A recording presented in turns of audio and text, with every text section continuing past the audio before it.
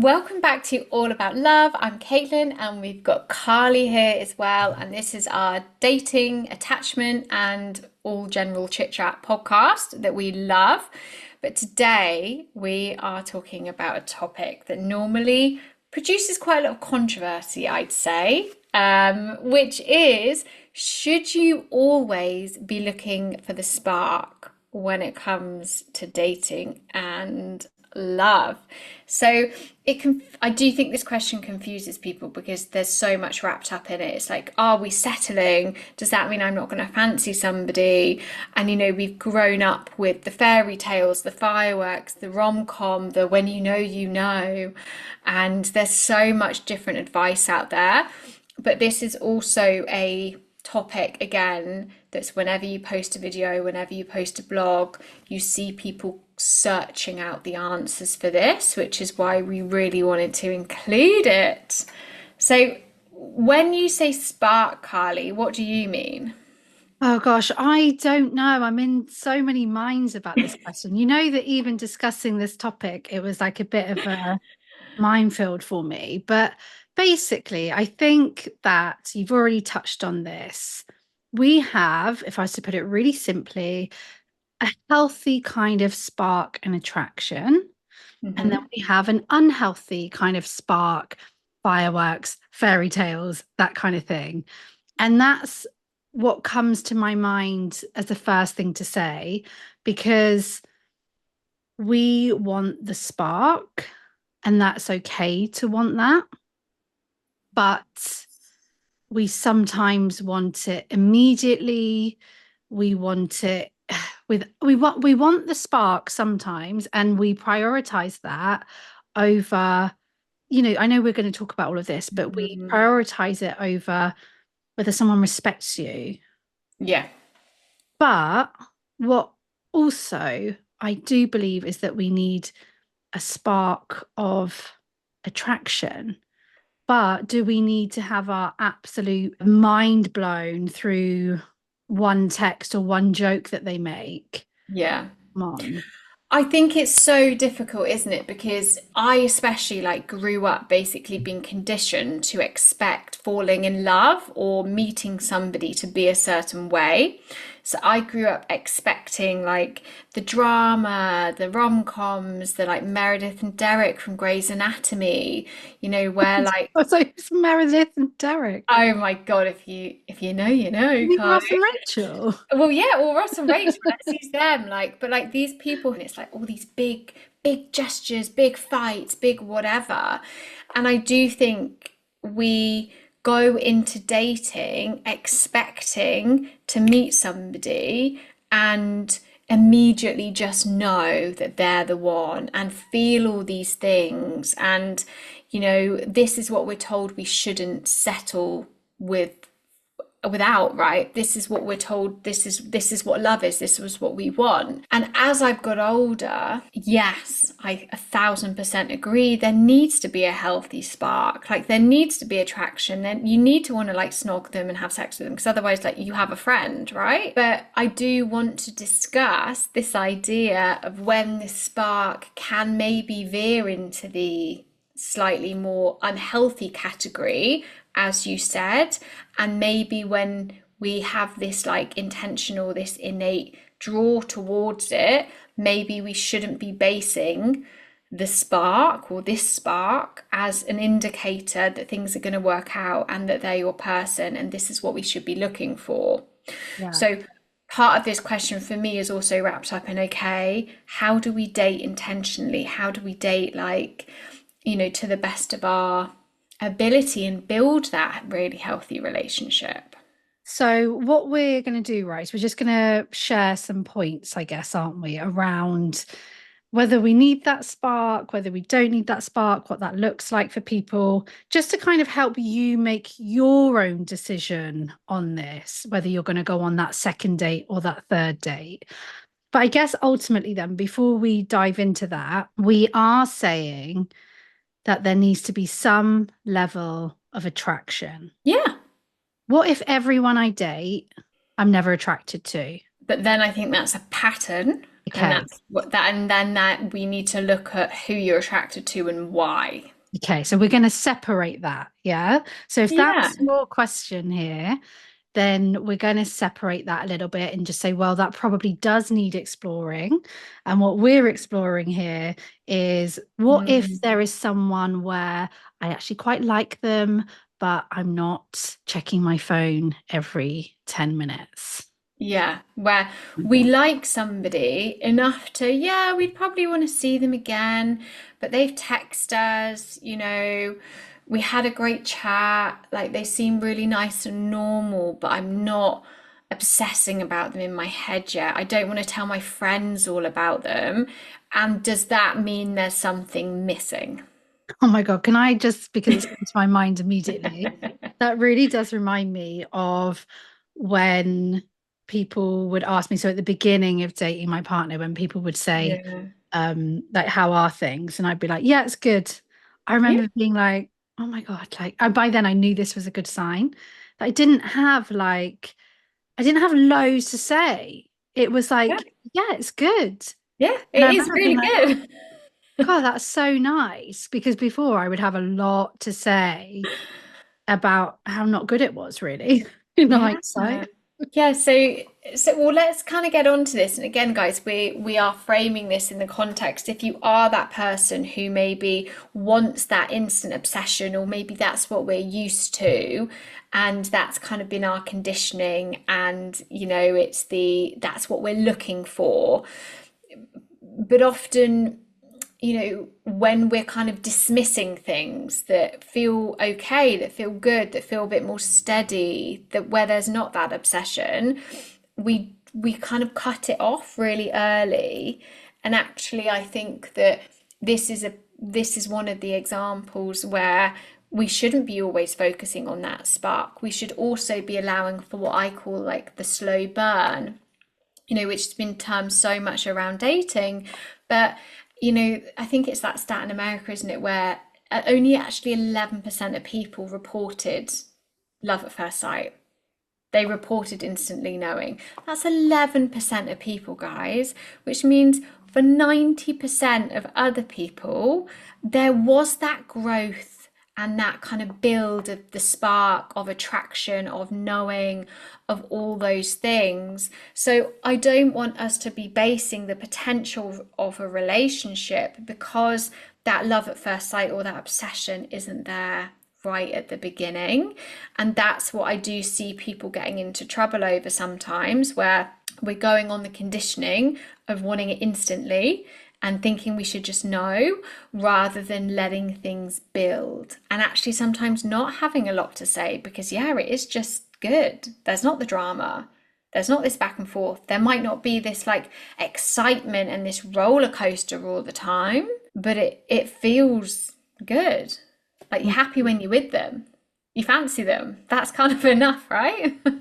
So I do feel like another thing that can happen here that's really worth thinking about, just having that food for thought, is that this can be related to uh, what's familiar, anxiety, attachment style. So sometimes we are attracted and feeling that spark with someone that might not be the best thing for us, someone that is triggering anxiety, but we see that as being love. We define that as being right and good and worth fighting for.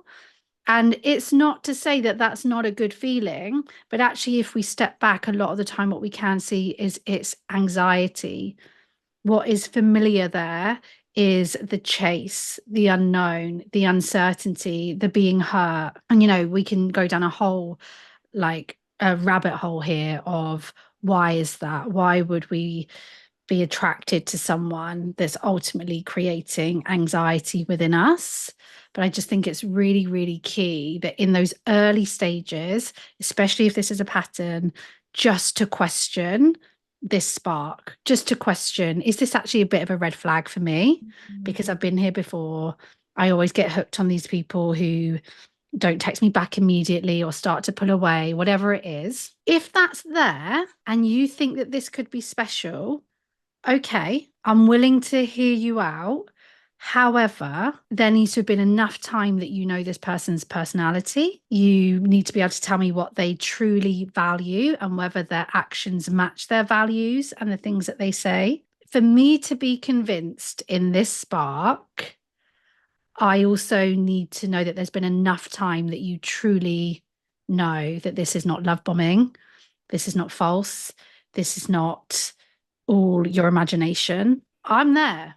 It's Mm. been months and the spark is there, plus the behaviors. I'm in. You've got me. Great. My God, like, let's celebrate that. You had the spark, you had it all. Well done. You had the movie.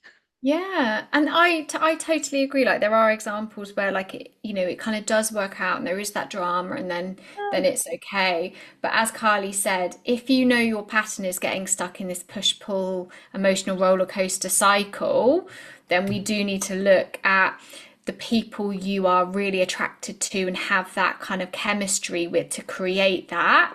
Actually, whether it's the familiarity versus an actual tangible thing, as Kylie said, where down the line we will be able to tell. And leading kind of, adding to that point as well, I think it's really important to acknowledge if we have been on in this cycle, right, for years and years and years, sometimes when we meet people where there isn't that instant obsession and chemistry and pulling away and stuff, and it feels quite steady and they are texting you and they do want to see you and they do like you, they can get less attractive and it can feel a little bit boring.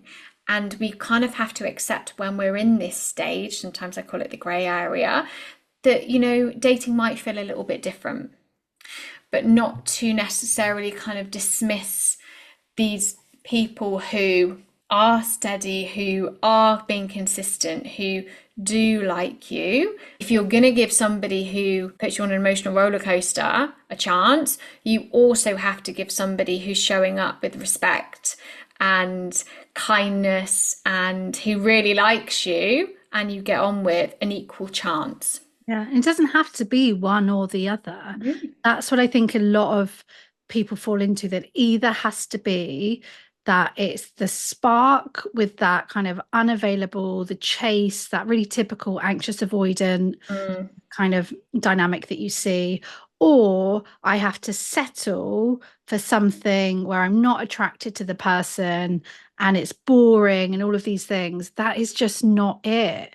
That just means you haven't met the person yet. It's going to be a combination. It's going to be attraction and, like we say, all of the compatibility and things. But this point is just saying if the spark is there and you're going to follow it, that's okay, as long as you are not all in, you're not marrying them in your head because you don't know them yet. The spark is not, and love isn't enough. Why would the spark be enough? yeah. But we do get blinded by it, don't we? So many times, and we will let so many like red flags go. And actually, maybe this is leads us on to the another point of why we shouldn't maybe just be focusing on the spark, that because we can get so swept up in finally meeting somebody we've got this connection with, we've got this chemistry with, that can feel a little bit familiar, or we just really fancy them, right? Physically. Like, let's be honest, it doesn't always mean it's going to be an indicator of long-term success because we might not be compatible with that person. Okay. Chemistry is not enough to build a relationship. We also have to have the maybe the less sexy sister compatibility, where it's the alignment of like long-term values, it's really respecting each other, it's laughing together, it's aligning on the sort of points that are really important to you and that are non-negotiables. So just because we fancy somebody, just because we've got that spark, it can be so tempting, can't it, to feel like they're the one that got away if it ends, or that we've got to make it work because finally we've met somebody that we fancy. But actually, they might be great for like a season or a night or, a short, fun lived experience, but it doesn't mean it's naturally going to have the ingredients to take it in the direction that you want if you are looking for a relationship. And that's also maybe another point, right? That, if you are meeting people that you just really fancy and there are loads of sparks with, and, there are all these stories flying about, and, maybe we're at the point in our lives where we just want to have fun and date inappropriate people and, date people that you really fancy but you don't see long term. And that as well is absolutely great. But we're talking also about if you do want to build that relationship and being honest with yourself about what's going to work and what's going to not. Yeah, being really honest with yourself, because it is great if that is where you're truly at, that you're not looking for that kind of commitment right now. I don't know if you would be listening to this podcast. So be really, really honest with yourself, because here is what I know for a fact. Yeah. If you like someone and you've got that spark and you're convincing yourself that this is going to be it, or it's whatever you're convincing yourself, you will tell yourself, I just want to have fun. No, you don't. No, you don't. Don't lie to yourself. If you want a long-term thing, you are going to get hurt out of this. If that's the truth, but you are now saying because you've got a spark with someone, well, maybe I do just want to have fun. You Mm. need to mean it 100%. And if part of you is lying, you're going to get hurt. Yeah, oh, I changed what I was looking for, what I really wanted so many times. Like, what I also used to like try and trick the universe, right? Where it's like I wanted this relationship, but Yes. I was like, oh, if I say I don't, if I just focus on having fun, if I do all this stuff, then they say you meet somebody when you're not looking, so they'll present themselves to me.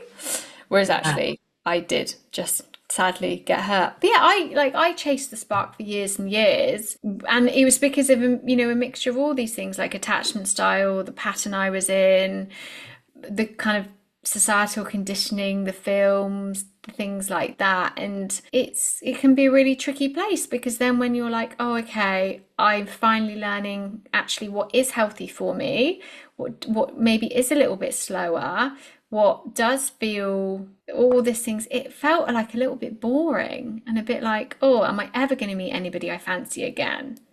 Mhm. Like, am I ever going to meet anybody I have a spark with? And yeah, you do, but it can just take some time. It takes time, and sometimes it can take a lot of time. Mm. Sometimes it's passing us by because we're still stuck on that last person where there was a spark. There's many reasons why it can take time. And I just think great attraction plus respect plus values plus all of the things that we've said. And I guess what we're really doing here today is simply starting a discussion on this. Yeah. Actually, we really do want to know what you think as well. And I don't know with the podcast. I think we can ask a question on it. I can try and figure that out. But it's certainly those of you that are watching on YouTube, you'll be able to leave a comment and just let us know, what do you think about the spark? Because that's what we're doing. We're just starting this discussion. We're just giving you food for thought. There is so much advice out there on this that it's confusing. And at the end of the day, if you want a long-term relationship, you're going to have to take a step back and just look at the bigger picture when it comes to the spark. Yeah, because for me, the bottom line is you do need to fancy somebody, and this isn't about settling. And if you have given it enough time, if you've, been really self-aware and things like that, sometimes the spark, the chemistry just isn't there. But I Yeah. don't want us to get fixated on feeling like we've got to have this instant spark immediately, or focusing on this kind of obsession and this chemistry, because a lot of the time it can be related to us, our attachment style, like not having compatibility and things like that. So I just want us to be aware of our own patterns, of how the spark isn't always an indicator for success, but how you absolutely as well should not be settling. This isn't about trying to make yourself fancy people. Yeah, exactly. And you know what? Like, we really genuinely, please, of all the episodes, give us your feedback on this one. Yeah. But any lasting words or anything burning that you want to share, Caitlin?